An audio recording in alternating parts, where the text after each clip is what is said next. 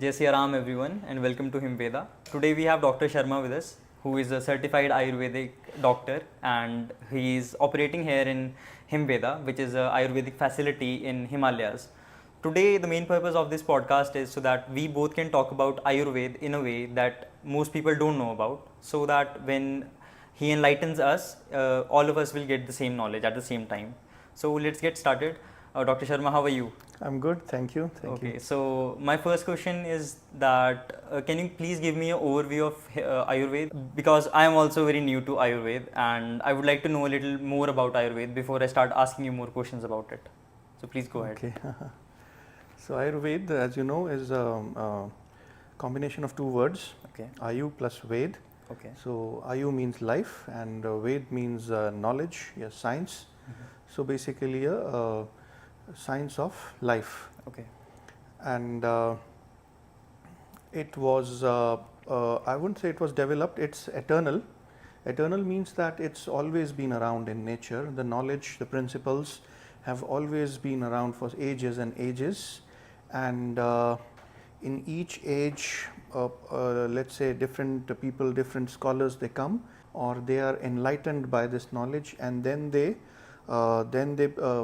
reproduce it or they create it in their own way, in their own books, in their own writings. Okay. Currently what we have are the oldest books, Charaka and Sushruta, which are like roughly 6th century BC. So these are the scholars, these are the saints or sages who penned it down in recent history, and that's what we read now, and these form the basis of our learning in the present age. Okay. I see both books are there. Yes, so there is Charaka, there is Sushruta, so now we have also English translations coming. Also, I heard about something about elements in Ayurveda. Can you please tell me about that? Yes, so elements or Mahabhut, these are 5. This is the basic philosophy of Indian science, the 5 elements, namely Akash, Akash Tattva, or we can call it space, and then air or Vayu, Agni or fire, Jala or water, and Prithvi or earth element. So these are the 5 elements or the 5 energies. Out of these 5, if you look at the 3, the air element, fire and water, these are more energetic, they are more powerful, and the space and earth element are kind of inert. Okay. The space is just a playground in which all the other 4 they play around, and earth is nothing but earth is basically very solid and materialistic. So the other 3 elements are more energetic, and that's why they developed into 3 doshas. Once we go further into Ayurvedic understanding, so we at some point we stop talking about these elements or Mahabhuta, and we focus more on doshas. Okay. When we go deeply into Ayurveda. So that's the reason, the 3 doshas or air, fire and water out of the 5, these 3 are more powerful, they are energetic, and that's why we have 5 elements and only 3 doshas. So doshas are like problems? Yes, that's a good question. So I would like to know. Dosh, as you know, is a negative word, you're right. Yeah. Dosh means a problem or a bad thing or a bad quality. If I tell you that you have doshas, Aditya, you have doshas in you, you will stop this interview and you will run away from here. Yeah. So what problem can I have? So why they use something negative, doshas? So the negative connotation is, there are 2 things. One is that when these doshas are in balance, they cause health, they are a resultant of health. So, but when they go out of balance or out of whack, they cause ill health or disease. Okay. So, dosha has a good purpose and a bad purpose. Good purpose is maintaining health when doshas are in balance. Okay. Now, there are 3 doshas. So, balance does not mean that you have 33.3% of each. Yeah. Balance means your body type. Okay. Your balance might be like 60% vata, let's say 20% pitta, 20% kapha. That might be your balance, in which you stay healthy. So that's your balance. So when these doshas are in balance in each person, then they cause health. When they go out of balance, let's say you have 60% vata, but suddenly you start having 80%. Okay. That will be a disease or imbalance. Okay. So doshas cause imbalance also. So all of us have different elements in us, and the balance is different. So Yes. is there a way that I can get to know which element I am, or which mix of element I am? Like, is there a Yes. way to do that? Yes, that is this is known as prakriti, the way you were created first. Like when you were born with some basic combination of these elements. Okay. That is your prakriti, that is your mind body type. So there are two ways: either you go to an expert Ayurvedic physician, he will ask you certain questions, do a questionnaire, Okay. do some tests, and then he will tell you your prakriti. Okay. The other way is to, of course, take it upon yourself, Yeah. read, learn, and then be good at it. Okay. And Ayurveda, I always say that if you go more into analytic mind, then you will not understand Ayurveda, because Ayurveda is a simple science, simple but not simplistic. Yeah. Simple. Anyone can read Ayurveda who is interested. So everyone Yes. can order a book of sushruta and charaka, and they can Yes. start reading it if they're interested. So I would not recommend start reading sushruta and charak. They are more technical, Okay. very complex books. Okay. If one is really interested, one can read. One can start reading Ashtang Rhythm. Ashtang Hridayam. That came much later than charak and sushruta, and it's concise form of charak and sushrut. Okay. Let's say after around 16th, 17th century. Before that, Ayurveda was flourishing. There were so many universities and so many experts everywhere.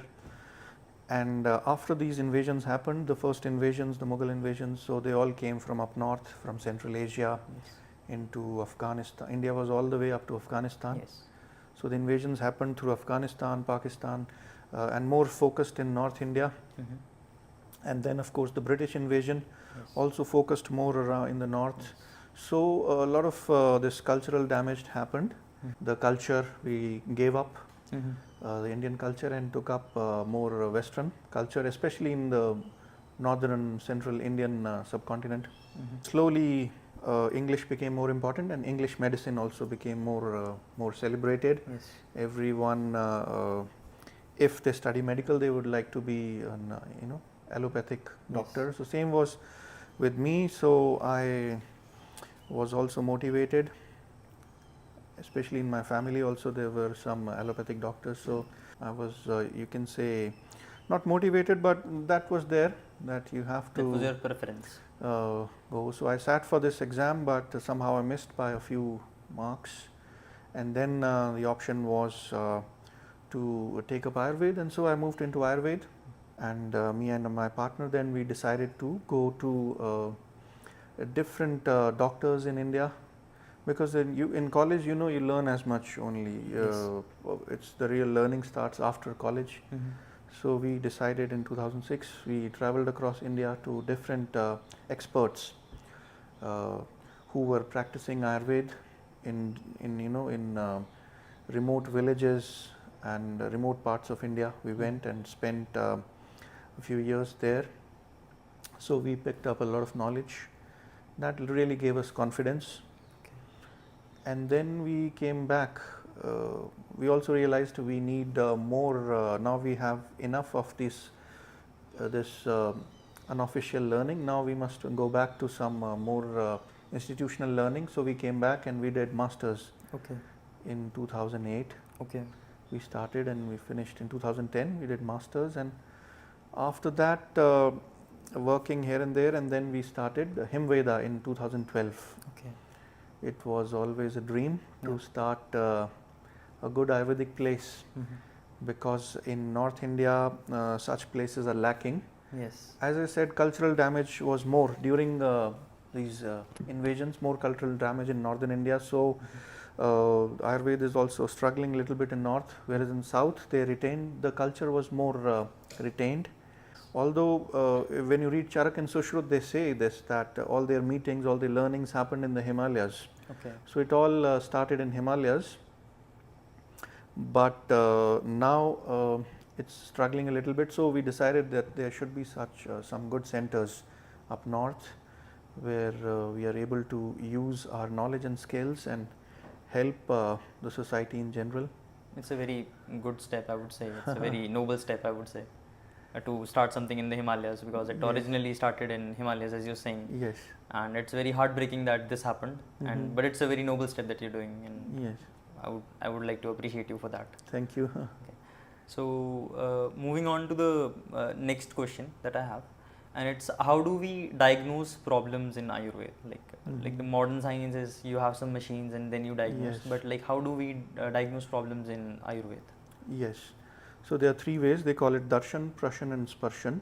Okay. So darshan is just looking at the patient. You look at the patient and you observe different things. Maybe skin color, his teeth, and his hair, or different things you can observe. And then prashan, of course, you ask questions. And then sparshan, by touching him, touching different parts. Okay. So that was the original original approach of, and that's where Nadi Pariksha also came up. Nadi Pariksha, we touch the pulse of the person and we then assess different imbalances. Okay. What we personally do is we, of course, do all this darshan, prashan, sparshan, and we also rely on modern parameters, because patients come to us with their blood scans, with their CT scans, different scans, X-rays. So we have a look at those and then relate it to doshas, like which dosha is gone up or down by looking at the blood reports and by looking at the X-rays. Okay. So the simple answer would be that we use traditional methods and we also use modern methods of diagnosis. Yes. Okay. Are there any differences between modern science and the Ayurveda, ancient Ayurveda? Yes, there are many differences. You can go on and on. So Ayurveda is all about gunas or qualities or adjectives. Modern science is more about numbers, nouns. Okay. For example, talk about food. The modern science will say, okay, you must eat these many calories, this number of calories. Yes. So that's a noun. You must eat this amount, this grams of proteins, this much vitamins, this much fats, this much. All they're dealing in numbers, Yes. exact numbers. We will say that the food should be varying according to seasons, the quality of the food, whether it's light or heavy, it depends, whether it's hot or cold. By hot or cold, I don't mean whether you've heated on gas or is it cold. Hot and cold also means its inner potential. Okay. For example, dahi, we take it out of the fridge and we consider it's cooling. Of course, it's cool to touch, but when it goes inside, it's a heating food. It heats you up, heats up the metabolism. So we must know in each food whether it's heating, cooling, how much to eat, not in calories, but in whether it's light or heavy. So based on that, we decide on food. Similarly, modern medicine talks about the liters of water to be drunk every day. We talk in terms of thirst, that you have to follow your thirst. Let's say a patient comes to us. So this was more about food, diet, lifestyle. If we talk of disease, if a patient comes to us, or if a patient goes to an allopathic doctor, he will be more concerned about the signs and symptoms and then the treatment. Ayurvedic doctor is more concerned about hetu, nidana, or the cause of the disease. Okay. We try to dig deeper, ask questions, and go into finding the cause of the disease. And then the treatment would automatically become like reversing this cause or doing treatments opposite to this cause. Okay. Can you tell me about Panchakarma? So it's basically a small part of Ayurveda wherein some cleaning therapies. It's just like taking your car to the mechanic from time to time.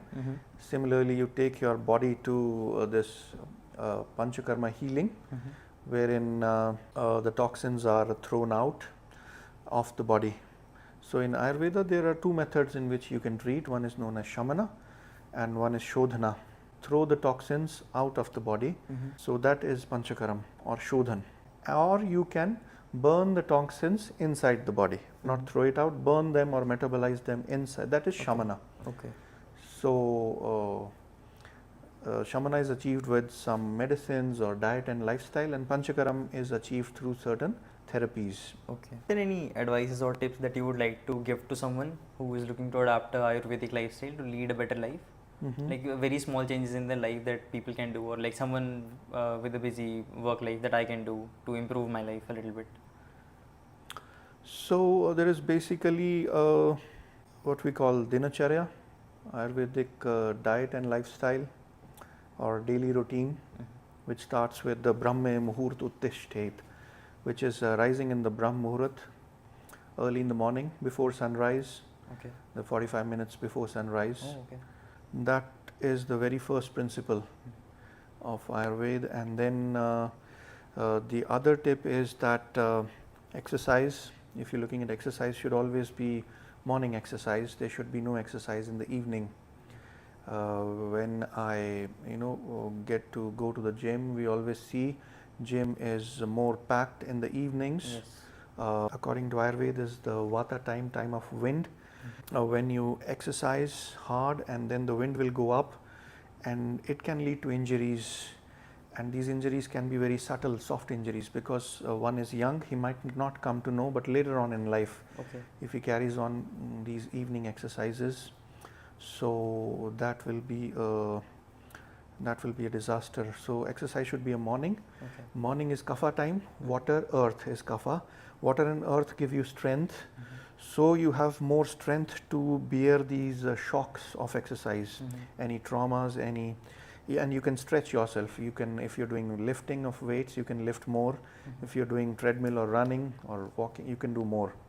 So evening should be kept just for maybe an evening walk or some light pranayama, but not for heavy exercises. Okay. So that's tip number 2. And then again, talking of dinacharya, early morning, kapha time, very good for memory. Kapha is strong memory. So especially for students, they should memorize or revise topics in the morning. Okay.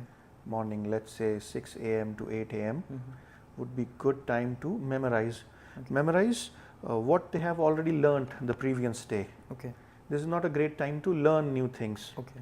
So that's tip for students. So apart from that, what else you do? Early morning, a shower, a simple thing as taking bath. Simple rules. So according to Ayurveda, bath should be below the neck level. It should be a warm bath, and warm or hot. But above this, it should not be too hot or warmish. This should be more cool. Okay. Cooler bath above the neck. That's the tip for bath. Okay. Then simple food. If we talk of food, so again heavy lunch and a very light dinner. Okay. And moderate breakfast. Okay. So by heavy, I don't mean overeating. You have to stop when still hungry. That's the amount to eat. Okay. Basic idea is to, if you are eating and your mother gets you a roti, another roti, and then you think, oh, maybe I should eat it, maybe I should eat it, Yes. or maybe no, maybe I'm full. That's the time to stop. Okay. So that's the basic idea of eating, and early dinner and not too heavy.